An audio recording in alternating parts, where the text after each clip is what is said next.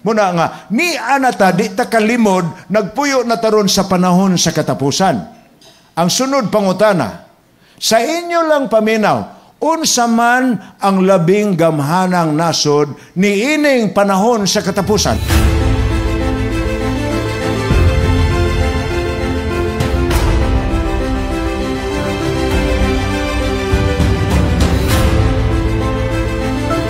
Our topic tonight, the lamb-like beast in Revelation 13. Wa pagit mahuman sa mga mananap na pagilain atong hisgutan. Importante mong guning masabtan nato ang mga kahulugan ni ini kay gipadayag ni kanatos Biblia so that we will know what is happening in the world. Symbolic nga mga language, symbols ang mga figures, but they are meaningful in the sense nga masabtan maginato, makaingon mangyuta samtang maminaw, tinuod gidi ay ning isultis Biblia. Tonight, the lamb-like beast in Revelation 13. Ako ning, for the sake of pagbag-o sa inyong huna-huna, so far, daghan na kay tag naisgutan sa Daniel o sa pinadayag nga mga mananap. Nga atong nasabtan nga kaning mga mananapa, simbolo ni, prophetic symbols sa mga powers that has ruled the world and that has a large or big influence to the people living in the world. First, dili kay mananap lang katong damgo ni King Nebuchadnezzar ni atong 605 BC.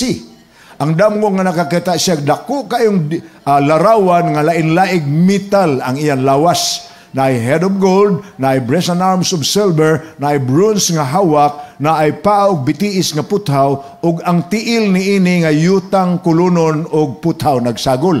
Apanay mong kalimot, kana nga sequence ang hisgot na sa mga kingdoms that will rule the world. Apan dinhi pag-abot nato sa tumoy na sa iyang tiil. Ang vision, panako ni may hisguti ining grupuha na hisgutan ko ni last year, ang vision sa nakita ni King Nebuchadnezzar mao nga at the time of the reign of the nations that is disunited, simboluhan sa napulo katudlo sa mga tiil. Weak, tapad-tapad ang mga nasod apan di gyud magkahiusa. Naitag na si Daniel nga nag-ingon nga there will be no more time when the world will be led by one nation. Wow. Ug nianang panahon na atong mahinumduman nga dunay bato nga milupad gikas langit sa pananaw ni Daniel. Katong bato nga milupad gikas langit miigo sa tiil ni ining maong larawan ug sa naigo na ni iyahang napulpog man ang kinatibuk-an sa image, kining image.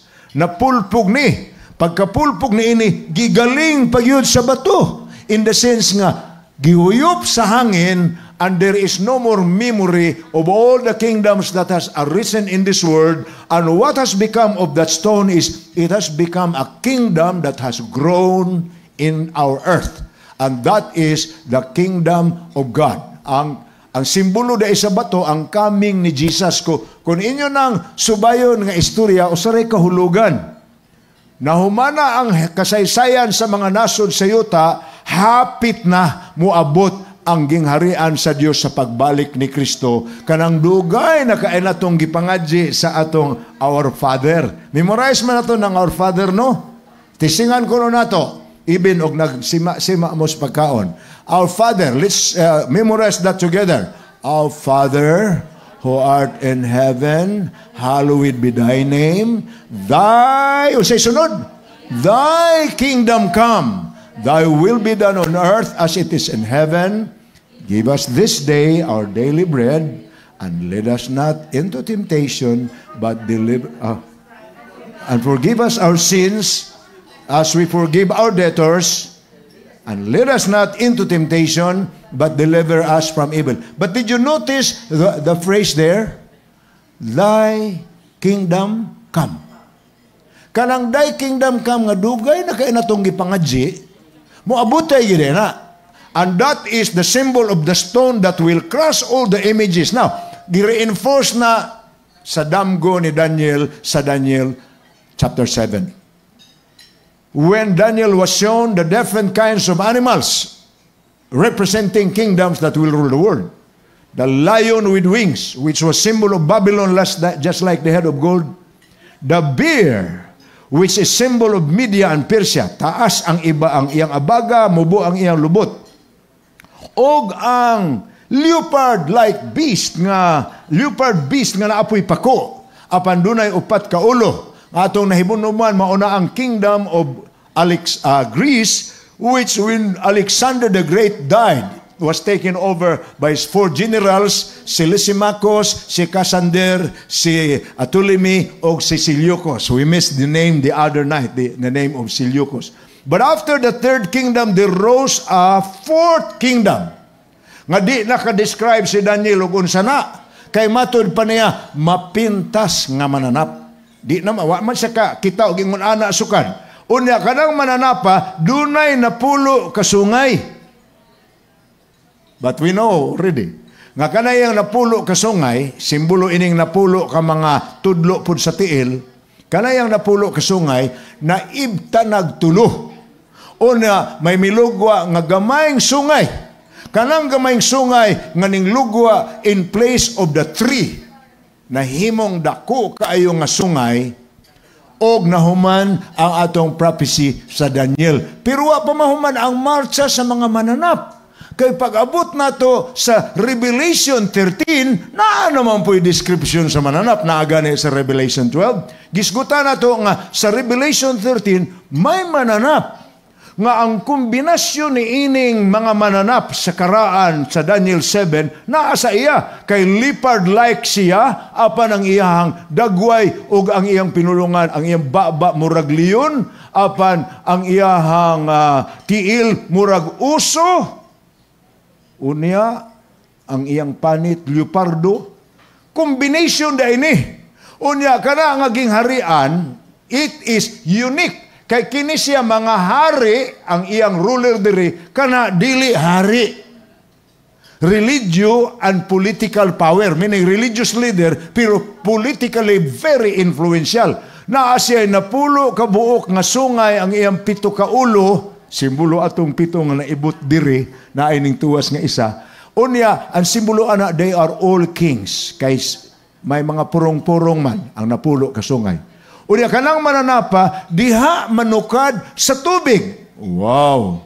But, karong gabi una, ang atong tunaan, ang gidescribe na po sa Revelation 13 nga, human niya makita ang mananap, nga murag leopardo, nga may nao, nga murag leon, o may tiil, nga murag uso, kombinasyon lagi niya na, meaning ang characteristics nila naa niya, nga gikan sa katubigan. Misunod ana niya, lain na pong mananap. Kining mananapa, diha pod mo, tumaw gikas yuta. Unya, kanang mananapa, sukuhi sa uban, kawa man siya sungay nga may mga purong-purong. Duhara kabuk iyang sungay. That must be a very interesting thing. Tingali mo, ingon mo, kini si pastor palabasa galing nag-comics. Kaya kining iyang pang-historiyar mo naman nag-comics. Kaya naaraman ito kakitaan ng mga mananap nga pitoy ulo, naiikog nga sabod sa mga bituon, kang uray angkay raman og sa Bisaya pa, sa classics o sa comics raman. But no. This is not comics.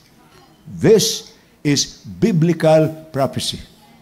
And it is very important that we should know what the prophetic symbols mean aron mahibaw ta ug unsay nahitabo sa kasaysayan sa atong kalibutan. Okay, arita karon sa tagna may tungod sa misunod ang dako natong pangutan na nakaila naman ta initanan. Kini Babylonia pareha ana, kini pod Medio Persia pareha pod sila ana, kini pod hawak nga Bronze pareha pod ana, Greece unya kining BTS nga putaw pareha pod ana, Rome the 4th beast. Nahibaw na po tag-on sana, ga-identify ta na gagabi naaganin na siya'y marka nga kuyaw. But he is a religio-political power nga naisamad ang iyang ulo after 1,000 years, pero human sa more than 1,000 years nga nihari siya, kanang iyang samad nga ikamatay, temporary, nga wound, naayo ang samad. Pagkaayo na bantog na po siya kaayo, he is a religio-political power. The question that we will solve tonight, ang continuation ini nga story, unsa maning mananap nga mibutho gikan sa yuta, human sa mananap nga mibutho gikas tubig. Wa na lang nako ihatag sa inyo ang mga simbolo kay ako naman ang gi-preach gabi.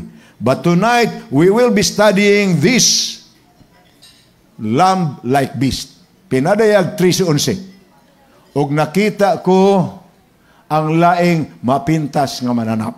Wow. This is John talking about the vision. By the way, ang tilon ni John dili pareha ini nga screen. Dili parehas TV or LCD nga naa sa inyong balay. Dili. Ang iyang tilon ang langit. Kay si John, he was sitting in the shores of the island of Patmos, an island prison of the Roman Empire, found in the Aegean Sea. Tiguang na si John, unya siya nalay nabilin sa mga tinunan, ang tanang tinunan nga matay na, siya nalay nabilin. This is towards the end of the 1st century. Gihatag sa Dios kaniya ang taas nga sequence sa mga pananaon nga gisuwat po niya very faithfully into what we now know as the 22 chapters of the book of Revelation. So ang book of Revelation, pananaw ni Juan, mura siyang nagtanaw sa salida. Nga ang kahulugan ining mga salidaha, na-reveal ka na to in the course of time.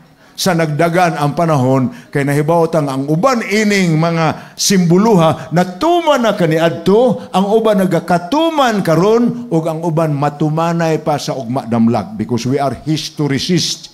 We believe that prophecy is running in the course of time. And so, our book, the Ancient Word, is a prophetic historical book. Unsay prophetic historical? Kombinasyon sa propesiya o sa kasaysayan. Nganong kombinasyon man? Kay gisuwat ang mga hitabo, dugay na kaayo kaniadto pa, uningan lang nato prophecy.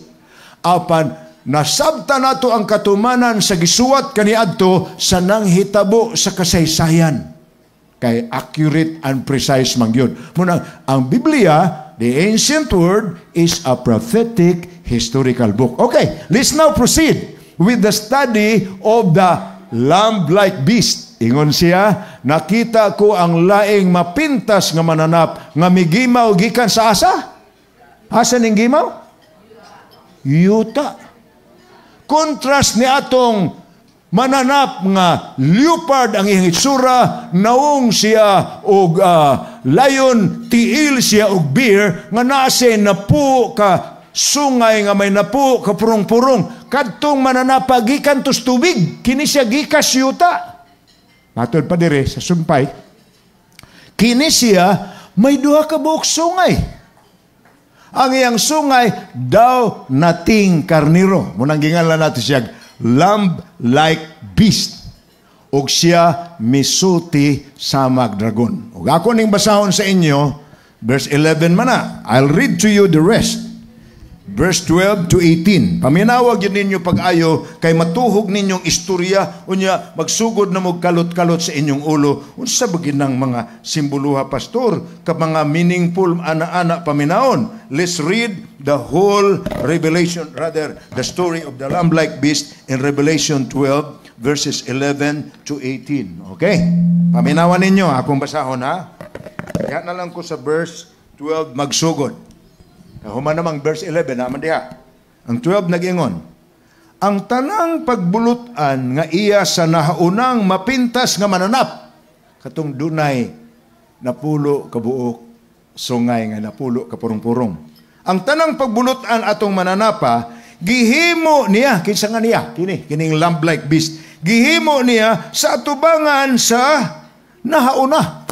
Meaning, mura siya repeater, mura siya og unsay gisugo ni atong isa nga nauna, iya pong giusab. Ug nagasugo siya sa yuta sa mga nanagpuyo niini sa pagsimba sa naunang mapintas nga mananap. Ang issue gyud sa pagsimba importante. Unya kinsang samad nga ikamatay na ayoran. No? Na-identify na nato ang kadtong mananap nga gisunda niya. Now, verse 13. Siya naghimog dagkong mga milagro. hangtod gani sa pagpakanaog ug kalayo sa yuta gikan sa langit sa atubangan sa mga tao. You know, when you will know the literal fulfillment of that verse, mahingang hagyod mo, makaingon gyud mo, tinuod gid ining Bible, and I will reveal that in a while. Unsa toy giingon? Naghimo siya pagpakanaog dagkong milagro hangtod sa pagpakanaog ug kalayo sa yuta gikan sa langit sa atubangan sa mga tao. Verse 14. Ug pinaagi sa mga milagro nga gitugot kaniya sa pagpanghimo sa tubangan sa mapintas nga mananap, iyang ginalimbungan ang mga nanagpuyo sa yuta sa pag-agda kanila sa paghimog larawan alang sa mapintas nga mananap nga nasamad sa espada apan nabuhi ra. I-repeat na po ang identity atong wound nga na-healed unya nahimo na hinuong mas bantugan kaysa wa pa siya nasamad. Verse 15. Ug gitugot kaniya ang lamb-like business, ang paghatag o ginhawa ngadto sa larawan sa mapintas nga mananap. Nga tungod niini ang larawan sa mapintas nga mananap makahimo na gani sa pagsulti ug sa pagpatay ni adtong mga dili mosimba sa larawan sa mapintas nga mananap. Gi-repeat na pod ang description kalabot sa persecution sa mga dili mo pa ilalom sa iyang gahom. Verse 16. Ug ang mga timawa ug ang mga kadagkuan, mga dagko ug mga kabus, mga ulipon ug mga taong gawas, ang tanan iya usab nga gipamarkahan diha sa tuo nga kamot ug sa agtang. Na ano po ang emphasis may tungod sa marka? Verse 17. Nga tungod niini walay bisan kinsa nga makapamalit o makapamaligya gawas kun anaa kaniya ang maong marka. Nga mao ang ngalan sa mapintas nga mananap o ang numero sa iyang ngalan. Verse 18. Gikinahanglan niini ang kaalam. Kaniya nga may salabutan ipakwinta ang numero sa mapintas nga mananap kay kini mo sa kanumero sa tao. Ang iyang numero unom kagatos kan uman og unom. 666. Wow! Ako lang gi diritsog basa. I know your mind now is whirling. Usa pay meaning anang mangipambasa nimo, pastor? That is the burden that we'll have in our meeting today. We already know nga ang mananap nga mituwas, migimaw, gikas tubig, ang power nga sukuhi sa uban. Kay kadtong uban, hari ramang gito nga sibil. Kini siya, hari nga pari. Ang kanang beast nga iyahang kombinasyon ang iyahang kinaiya sa leopardo, sa leon, o sa oso. Ang tanan kibali nga kingdoms, meaning ang characteristics sa Babylon na aniya, ang characteristics sa Medo-Persia na aniya, ang characteristics sa Grisya na aniya. What characteristic is that? Their being idolatrous group of people. Dili to mga Kristohanon, apa nagtamod ka to sila laing Diyos, gawa sa Diyos nga maglalalang. Gikan sa Babylonians, idolatrous, na ay ilang mga idols, paingon sa Medo-Persians. Now, sa tubig to sa gikan, ay bawa na po sa tubig. It's the center of civilization. Ato man ang gi-explain na, no? Kining mananapag gikasyuta. Now, ang dagat, sa ato nang na-explanation or tubig, sa tagna sa Biblia, ang iyang meaning, dapit nga daghag katawhan. Center of civilization, densely populated area. We already identified that last night. That's Europe, the old world. Apan, ang yuta, on the other hand, diin mitumaw, migimaw ning lamb-like beast nga duhara kabuk ang iyang sungay, is representing sa dapit nga nihit og tao. Meaning, a part of the surface of the earth that is not inhabited by many people. Now, we will see today sa accuracy sa iyang meaning ini kay makakita mo nga kini gid ay nga mananap kay ma-identify tanan ni. Diha gid ay ni sa gikan sa dapit nga di kay daghang tao, dili pare sa Europe nga center of civilization sa old world. Okay. So, Revelation 17:15. Ngunang kahulugan sa waters. Then he said to me, the waters which you saw are peoples, multitudes, nations, and tongues. That's where we understand nga kini di ay power sa mananap mga mapintas didto manukad sa dapit gikan sa fourth beast ang Rome. Nag-start siya nga pagan Roman apan ning shift siya into later a much different power, a combination of monarchy and religion. It was papal Rome, not pagan Rome. Okay, na Revelation 13, ato na nang gibasa. So ato nang tunan ron ang kinaiya. How do we identify this beast nga atong gibasa sa Revelation chapter 13 verses 11 to 17? Number 1 niya nga kinaiya. Number 1 yun.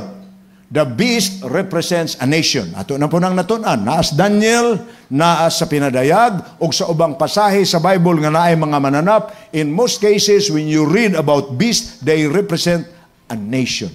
Lion was Babylon. Bear was Medo-Persia. Greece was leopard with 4 heads. Rome was a fierce beast, mananap nga mapintas. So, beast, as far as beast is concerned in prophecy, it represents a nation. Number 2, this animal is a nation that will come at the end time. Panahon sa katapusan. Dili sa Middle Ages, dili sa Old Testament time, kundi sa time sa dapit na tumoy sa katapusan sa kalibutan. End time nation.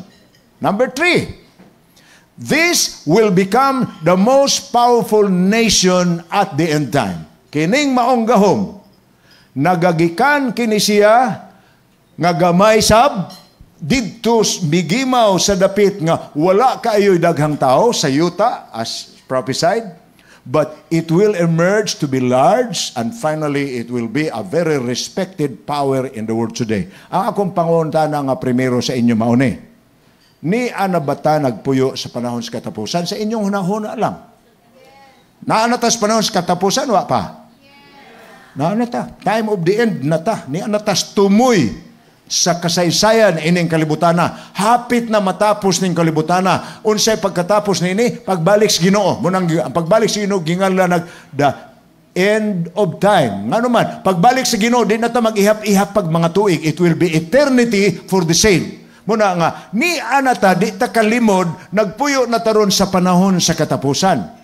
Ang sunod pangutana, sa inyo lang paminaw, unsa man ang labing gamhanang nasod ni ining panahon sa katapusan. Sa ato lang karon, inyo lang ning kaugalingong tugma-tugma lang ang hunahuna ba? Sa nagbasa mo sa news, sa nahibalo mo sa current events o sa history, sa inyo lang hunahuna, unsa kang nasura karon ang matawag natong pinaka gamhanan nga nasod sa kalibutan? Ha? China? Russia? India? Pag nga nalamog tanan, pero correct mo tanan. It's the United States of America. Nobody can deny that. Ang Amerika mo'y naghigop sa daghang mga tao sa kalibutan. Tungod ni anang gingalag American Dream. Ang Amerika, mura na siya batubalani. Brisan pa ang British, ang Germans, nga gikan sa old world, advanced man na kay silang mga industrialized countries, man na developed countries naman gina. Pero mismo ka ng taga-Europe, ma-attracted sa Amerika tungod sa American Dream. But it's undeniable. Economically, militarily, educationally, culturally, why makalabaw, why makalupig sa Amerika. Ang culture sa Amerika, daling mo takod sa tibok kalibutan. Muna ka ng mga gisi-gisi ang purol o ang karsunis, Amerikano may nagsugod-sugod, ana, oy, kanang sayaw-sayaw nga magtikdol-tikdol ang tuhod, Michael Jackson man ang sugod, ana. Because they are very influential. Anything they do is repeated by the rest of the world. They are very contagious. So ato kuno neng susihon. Ni ata aning pipila ka libro. Sydney Morning Herald. Wow. Sa inyo dito na ma'am, sa Australia ni. Sydney Morning Herald, September 2002. Matod pa diyan ang Sydney Morning Herald. Americans should admit the truth and face up to their responsibilities as the undisputed masters of the world. Ginaikalimod.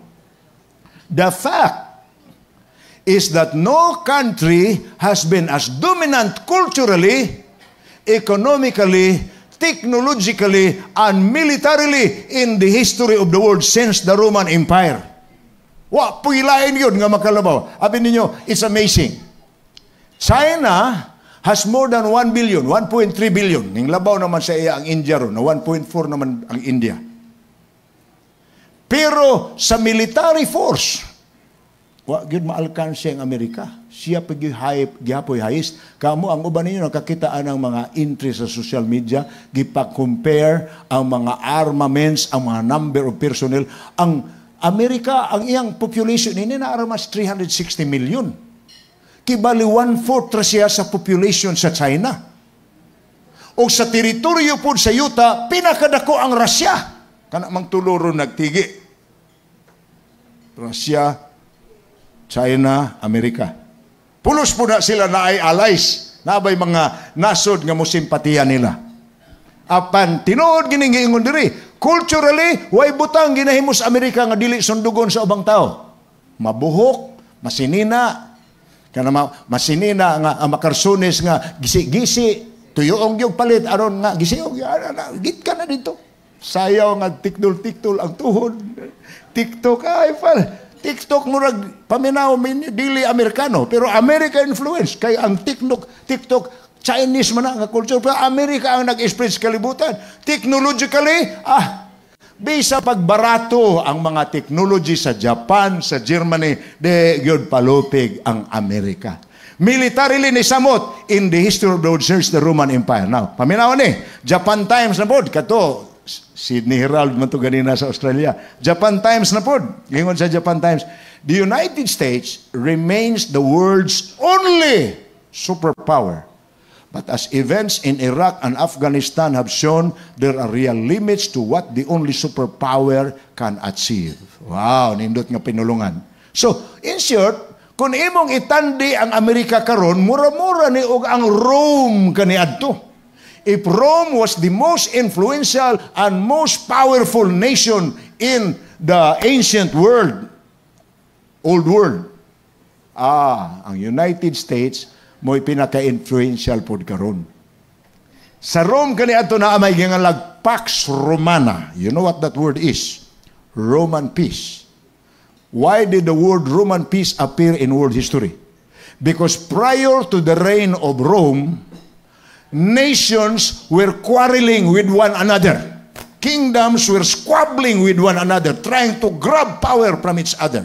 But when Rome reigned, tanang mga nasod, ug mag-away na bunalan masuruma, murabag siya ginikanan. Hala, kamo Egypt, mag-away mo ha? Kamo diha, mag-away mo diha ha? Kamo Anglo-Saxon, mag-away mo ha? Iyan pamunawan ng Buddha. More than 600 years, our world history says there was Pax Romana, Roman peace. Wa mag-away ang mga nasod. Maupod ni karon. New Rome na apod. Na nagani mag-away ang mga nasod to ara. Mamadlong ang Amerika. Oy, ikaw Iraq, imong kuhaon si Kuwait Hap. Ikaw, bisan unsang mga nasod magsamok-samok, yan badlungon. Kana bitaw China ron nga, iyang murag kwaon yun niya ng teritoryo nga gingalan nato West Philippine Sea. Kita'y nagngaan, ana.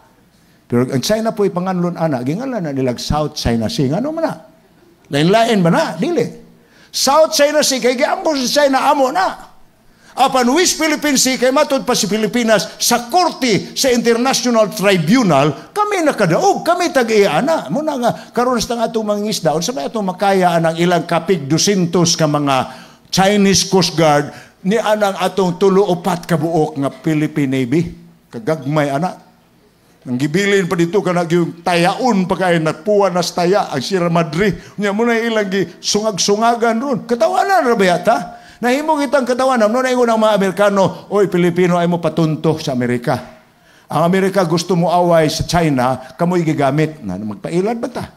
Wala ta na, di lang ta mo appeal. But it is what is demonstrated and happening. Now, ingon pa sa Revelation 13:11, I behold another beast coming up out of the earth. And he had 2 horns. Duha ka bukyan sungay. 1, 2. Like a lamb. Dili pareha sa horns sa katong beast nga gikan sa water. And he spake as a dragon. Tagsahon tani. Rises from the earth. Ang meaning ni ana is a new nation. It did not come from the center of civilization. It comes from a land that is scarcely inhabited. Kinsay nagpuyo sa Amerika pagbutho sa mga Amerikano? Red-headed Indians. Gamay ra. Muna ang mga Indians, muna himo nilang kalaban, apan tungod kay may puwersa man lagi nga militar ang Amerika, eventually, ang mga Indians pareha sa atong mga nitibo karon pamutangan na lang natong teritoryo nga atong gibutangan o inyo na, kamo yung gihatag ana, ang mga nitibo makatawa, kay kami tag-iyaw, kamo iningariyo niya, kamo na hinoy mga hatag na mugyuta, nga amo, mana, gipalit na ninyo, ha? Oy, na-drive out lang mo tungod sa military force. But, America is the meaning of the land nga gibuthuan sa gamayng sungay. Kay sa lamb-like beast, kay ang America man ang lamb-like beast. It's a nation that rose from the earth, from ano hinabitid, na hinumdumos kaagi ana, 1620, may larga ang Mayflower gikan sa London, England. More than 300 ka-passengers. Mga Europeans nga gi-persecute sa church and state gobyerno nga nag-adapta og relihiyon, nagsimbolo sa beast power. Gi-persecute sila dito sa Europe, busa nang laya sila kay Europa, nangita sila lugar nga sila ray mamuyo og nagsugod sila pag-establish og gobyerno nga nagtinahuray sa ilang pagtuo. Muna gi-establish nila ni atong 1676 sa Plymouth, Massachusetts. Muna nahitabo sa history. Ang Amerika, religious freedom siya. Now, unsa maning iyang duha ka sungay, okay? Like a silent lamb, matod pa ni George Alfred Townsend, like a silent seed, we grow into a nation. Wow! Gamay kaayo siya pagsugod, apan himo siyang dako, mitubo siya, munang Amerika, naana dito, umuadto mo sa Newark, sa New Jersey, between New York and New Jersey, naa dito kini nga image ni Statue of Liberty. Nag-atubang sa ocean. Ug nakasuroy na mo, it's a very interesting place. If you visit America, don't fail to go to Newark where you will see the welcoming image of liberty, telling the people, come. Kinsay wa na gikapuya na diha sa inyong lugar, kinsay dinaog-daog diha, kinsay nagkaliso diha ngarimo. Munay simbolo anang welcome nga liberty. Muna ang mga nasod nga gipanggubat mo sayon kay manguhag visa. Kay ang ilang refugees dawaton mas Amerika. Muna hangtod ron mao gihapon na iyang kalaki. Now, ingon pa sa Revelation 13:11 atong basahon ang iyang identity ha. I beheld another beast coming up out of the earth. Na identify na nato ang earth, ang Amerika, and he had two horns like a lamb. Naa siya duha ka sungay.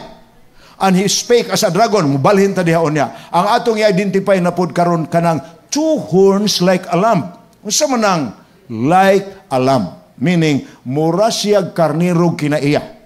Ngano man? Ang kaniro dili na hinungag. Buota na nga mananap. Siya may kasing-kasing dali maluoy. Sa ubang makaluluoy. Munang ang USAID, Amerika na. World Health Organization, Amerika.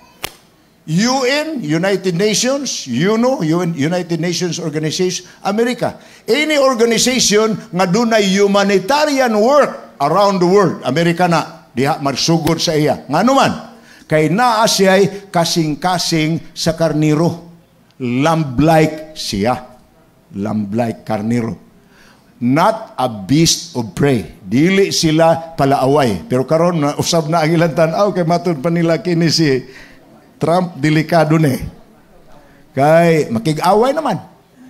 Ang primero niyang gideklarar dahil niyang lingkod ni atong January 25, kapin palag duha ka buwan. Daghang kay sa executive order 125 ka buok. Ang usa ni ini ingon pa niya ipataas na ko ang mga taxes sa mga imported products bisan sa aton silingan nga Canada. Kanang Canada mura man na sila magsuon kay nagsumpay ra guna. Naago na sa North America nga continent nagsumpay. Mas dako pa ganing teritoryo sa Canada, mas gamay lang silang tao. Pero giaway man niyang Canada.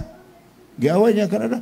Inya giingnan man niyang Canada sa nasuko si Trudeau. Ang ilang prime minister nga bag-ong napahawa kay Kari na may bag-oron. Pagkasuko ni Trudeau, iyon siya, ay mo kabalaka. Amo lang ng paagi aron mahaylo mo nga mo join mo nga mahimo na mo namong Osaka State. Uy, yulitawhan man niya ang Canada nga himuon niyang Osaka State. Ang diripod sa ibabaw sa England, sa Europe, iya pong giingnan Greenland. I-affix na lang mo namo sa among teritoryo. Lahi siya style sa China o sa Russia. Ang Russia, muilog yun. Muna yung kwaong yung Ukraine. Ilugon yun niya. Ang China po, magpahuam siya kwartas o bang nasod. Aron ang mga kwarta, mga nasod nga pobre na, maulipon na niya. Kaya utangan naman. Muna apil tas Pilipinas, kaya utangan mo ta. Sa China. Apan, ang Amerika lahi, gipabugatan niya ang taxes. Unya giingnan niya nga, di man ka mo gusto bugat nga taxes. Magpasakop na lang mo na mo. Uy, ingon ang Greenland. Baruga na mo, taga Greenland may. Ingon pong Canada, Canada is Canada. Karon wala na, nag-away na sila. Ambot asa na kutob, paman-mahuman ang propesya. Pero naa pa ang iyang description karon. He is a lamb-like. Ngano mang lamb-like man, manggiloyon. Sabi ninyo, we have worked for 11 years in the continent of Africa. And we have we're working in association with the Adventist Development and Relief Agency, ang among humanitarian wing sa Seventh-day Adventist Church. Unya, alang sa inyong kasayuran, dito sa Africa, particularly sa North, sa Egypt, sa Sudan, sa Morocco, o sa Ethiopia, Somalia, kanang uban nga mga naso diha nga gubot kaayo diha sa gingalag Sub-Sahara.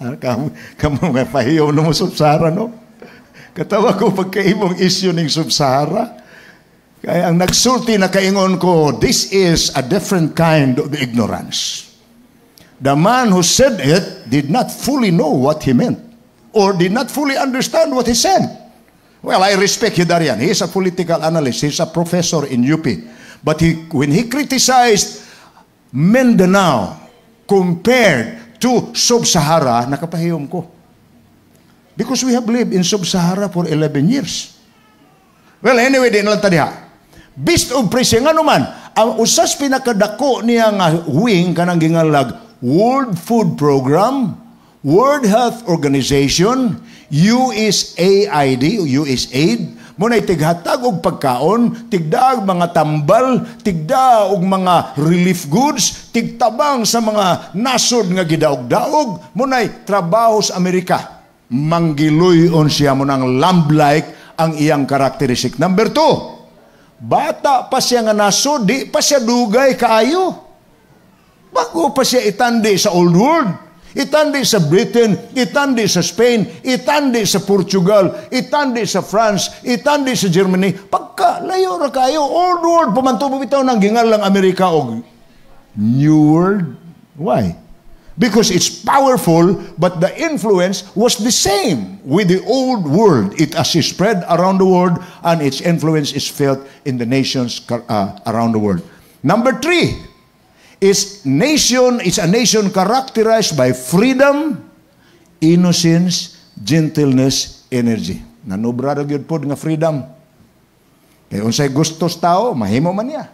Basta walang siya manghilabot sa uban. Kung ang laki-laki minyo, kita manlimbawat man atong balhibo, mananaw taan ang mga bunguton, kaya mga laki-laki, yung lips to lips, ipakita sa social media, manlimbawat atong balhibo. Pero sa ila free man, free. Freedom. Pwede. Unsay imong himuon, pwede. Basta walang ka manghilabot sa uban mo nang gi-extend nila, gi-expand nila ang gingalag anti-discrimination law. Labi na gyud sa panahon ni Obama. Kanang discrimination sa una, race ramana og language, race. Pero karon kanang gender, mo na discrimination sa una, gender, race, language. Pero karon gi-expand 14 na kabuok. Delikado na. Isa nagbaligya in tawag buwak dito sa New York. na ay duha ka lalaki nga ni Dool, ma'am, among palito ning buwak ka, ma'am. Ya, kay mga tiguang man nga laki ang namalit og buwak, ingon in taon ang tindira nga, ay, celebration sa man, inyong anak, ingon man ang duha ka laki, no, among kasal. Pag ingon nga among kasal, ingon ang tindira nga, na, sir, na magidaghang mga tindahan sa buwak diri, sir. Dito lang mo mapamalit, sir. Kaya ako, sir, dili ko advocate anang same-sex marriage. Ay gibiyaan ang tinda asa paingon City Hall. Gipailag kaso. Pildi. Nawad ag lisensya sa pagpamayag buwak na painan og $200,000. Iyon na ang discrimination sa Amerika. Na ay nagbaligyag cake. Duha pod ka babae ang niduol dito, mga middle age, 40 paingon sa 50 ang edad. Palit og cake. Nya butangin nimo aning marka ha. Kinsa man inyo ning umangkon, inyo ning anak, dili kami na. Kaslon sila wedding cake ilang gipalit. Nasurig yung kayo na amang gyud daghang bikiri diri, dito lang mo pamalit kay ako dili ko advocate sa same-sex marriage. Gipailag kaso, pilde. That's how delicate America is. Freedom good ang iyang characteristics. Ang iyang characteristic, tahura ang uban. Gentle, pero delikado niya klase sa freedom. Okay, padayon ta sa iyang identity.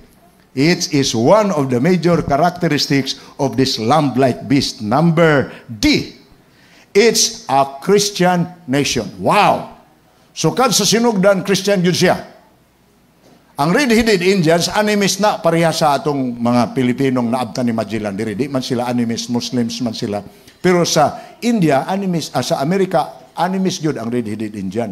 Pero ang nag-unag colonize ang mga Kristiyano nga milayas gikas Europa tungod sa religious persecution during the medieval period. Namuyo sila sa dapit nga di na sila lutuson kay gusto sila religious freedom. So they have become a Christian nation. It's a very strong Christian nation. In fact, the major Christian religions in the world comes from this very great country, America. So naana ang iyang characteristics. Kutog na ta sa identity number 5. Arita sa identity number 6 sa lamb-like beast. It's a democracy. Sa may meaning anang it's a democracy?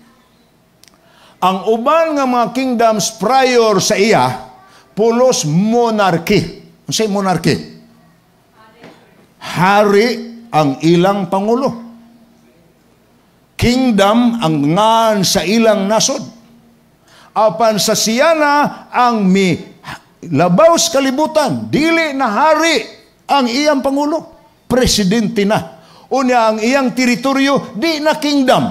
Republic na. Did you get that? Munang lahi siya sa iyang characteristics sa uban. It's a democracy. It's not a monarchy. It's a democracy.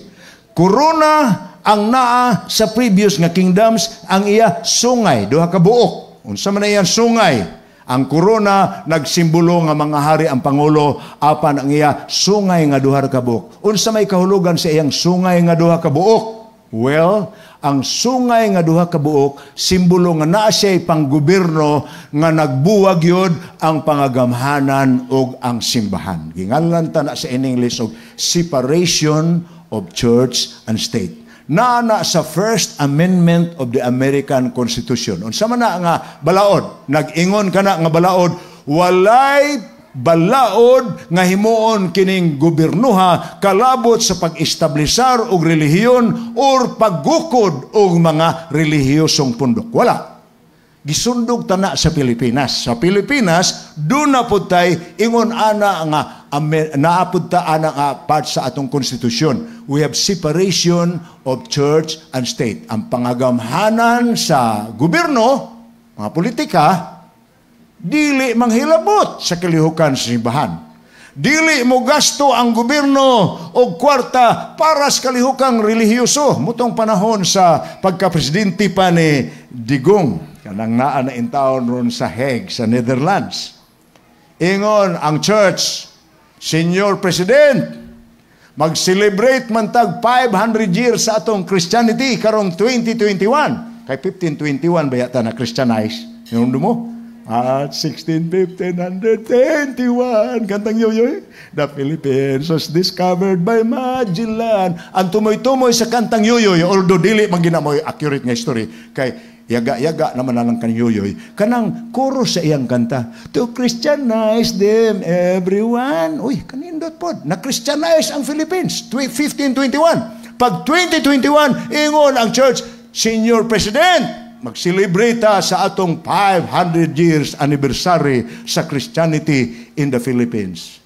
Ingon si Digong, Church, pag-celebrate lang mo diha, pangita mo kwarta, paghimo lang mo programa. Ay mo pag-expect nga ang gobyerno mohatag og kwarta para sa selebrasyon. So the church celebrated without government funds. Of course, nahibaw mo nga locally, daghang mga lungsod ug syudad nga di kalikay ana pareha sa Cebu. Kanang mga sinulog nila, expect mo nga kwarta na nga gobyerno ra, kwarta na nga gikan sa church, no? Religious man na nga festival. Kaya ang pagsaulog man na kang Santo Niño, kana dayong mga Black Nazarene sa nag-expect mo nga way kwarta sa gobyerno, there is, but again ang atong gisgutan dinhi ang kinaiya sa lamb-like beast. Ang iyang duha ka sungay nagrepresentar sa duha niya ka gahom, separation of church and state. Gibarugan po niya ang gisulti sa Biblia.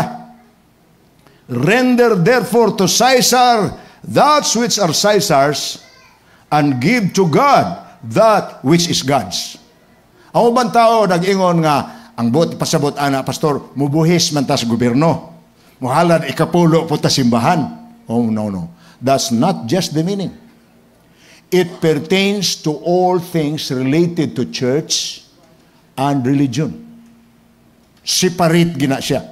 Ihatag sa gobyerno ang iyas gobyerno, lihuka ninyo sa gobyerno ang inyong kalihukan, di mi manghilabot sa simbahan. Supposed to be kaming mga pastor, mga pari, dili gid mi manghilabot alam politicians.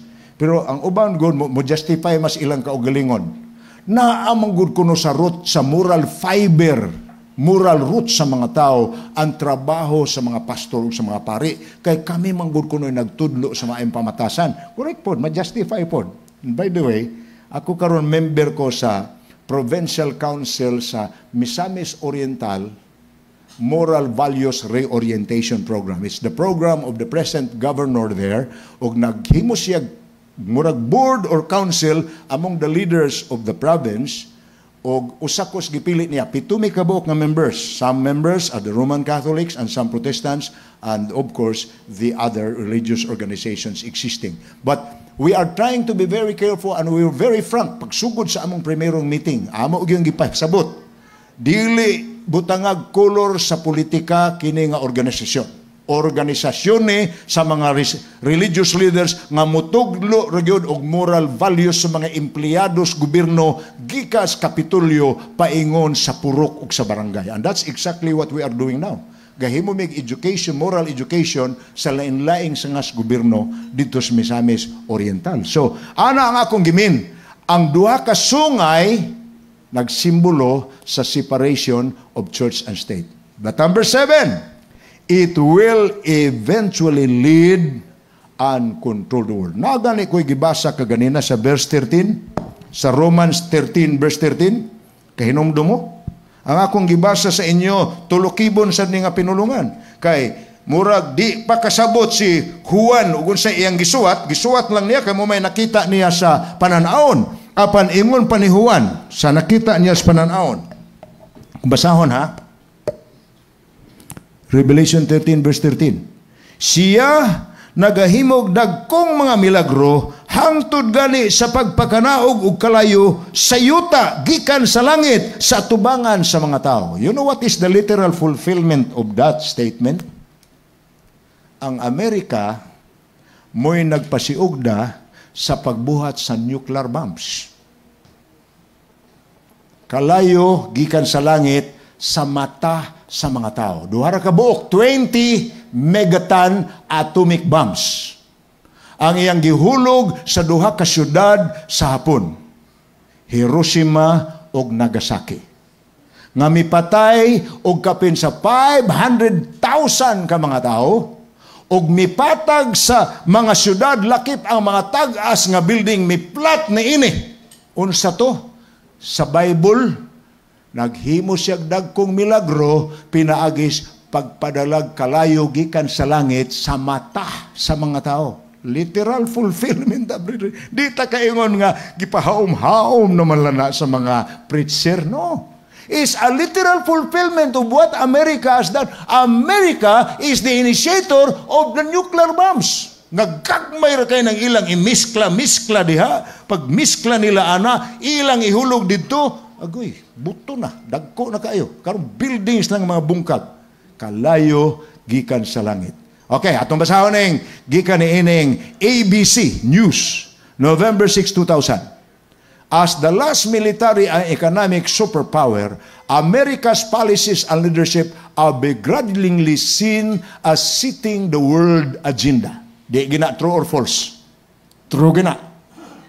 Siya ang nagpaluyo sa daghang mga politikanhong kalihukan sa kalibutan. Kinsa may nag-exile ni Marcos paingon sa Hawaii? Amerika. Tingali mo yung mo, pastor, naaba kang Amerika ining papahawa kang Duterte nga tuan na ron sa Hague. Dako pa na nga istorya, kaya pa mahuman, sige pa mang diskusyon ron. Pero ang ako lang isulti ninyong mulutaw, Amerika gihapoy mo intervene. Ambot mo intervene ba siya aron makauli si Duterte? Kaya man kunong gihold si First Lady dito ron tungod sa kang tanto ko nga hitabo po, istorya lang kamo, dili man ni maritis ding ato, okay? Wali man ta sa Ebanghelyo. Pero ang influensya sa Amerika is filled around the world. That's prophetic. That's prophetic. Tanawaran ninyo ni. And I beheld another beast coming up out of the earth, and he had two horns, ato nang gi-describe na, like a lamb, and he spake as a dragon. Musulti na gani siya, mungurog ang mga tao sa kalibutan. US has a bigger stick and no longer speak softly. Karon kaniadto bugnaw siya sinutihan. Dito na magsugod ang makita ginato ang iyang gaho mga kalhadlukan gyud siya. Natong 1960s. Inomdo mo. Dito unta mubuto ang ginganlan nila the fight between the two superpowers, ang Russia ug ang Amerika. Diri sa Russia ang veteranong general nga manggugubat si Leonid Brezhnev. O sa Amerika, ang batanong presidente, 33 anyos, si John Fitzgerald Kennedy. Ingon si Brezhnev, si Khrushchev, dili si Brezhnev, si Khrushchev. Ingon siya, akong butangan og Russian base ang Cuba. Ibaw mo kung sa Cuba. Cuba is a communist territory only 12 kilometers away from the coast of Florida. Amerika man ang Florida. Cuba kaatba. Malangoy rin nagtao. Apan ingon ang Russia, ingon si Khrushchev, butangan ako og base, naval and air base ang Cuba. Meaning, communist nga mga armada, ibutang niya sa Cuba. Dako kayong hulga against sa Amerika.